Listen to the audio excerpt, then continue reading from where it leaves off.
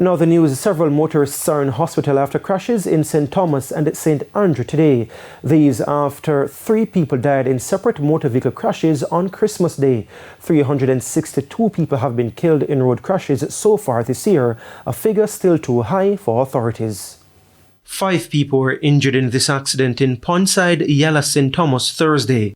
There were no reported fatalities. The crash led to heavy traffic in the area. In the meantime, several travellers were injured in another motor vehicle collision along Mandela Highway shortly before 2 o'clock this afternoon. The incidents follow 3 deaths from road crashes on Christmas Day. It means 362 people have died in road crashes in the 361 days so far this year, just about 1 every single day. While there are 57 fewer deaths than the 419 at the same time in 2023, the National Road Safety Council says it is a stark reminder of the dangers on the road.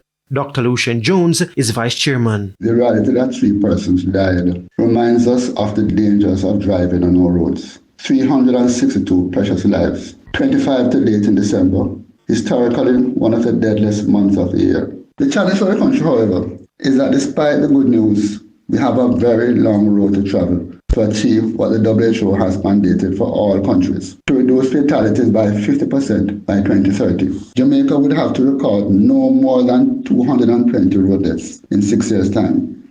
Despite the recent surge in crashes and deaths, Dr. Jones says the country remains on track to record fewer fatalities when compared with last year.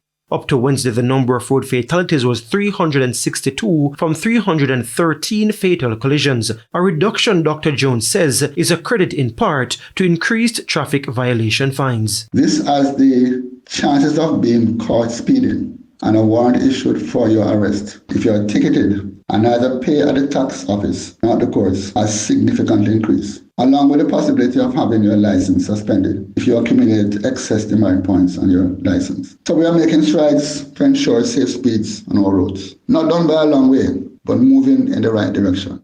The NRSC wants fewer than 300 deaths in 2025, a feat Dr. Jones says can be achieved with discipline and the right programs. The challenge for us as a nation is to achieve the same success in ensuring safe road users who buckle up in the front and in the back too, who wear approved helmets when driving on a motorcycle, who don't drink and drive, who don't use ganja and drive, and use the cell phone when driving, a major distraction, and also pedestrians who use the roads carefully. In this respect, the passing of the new Road Traffic Act is a major achievement, but much work is needed to extract the full benefits from such a long overdue piece of legislation.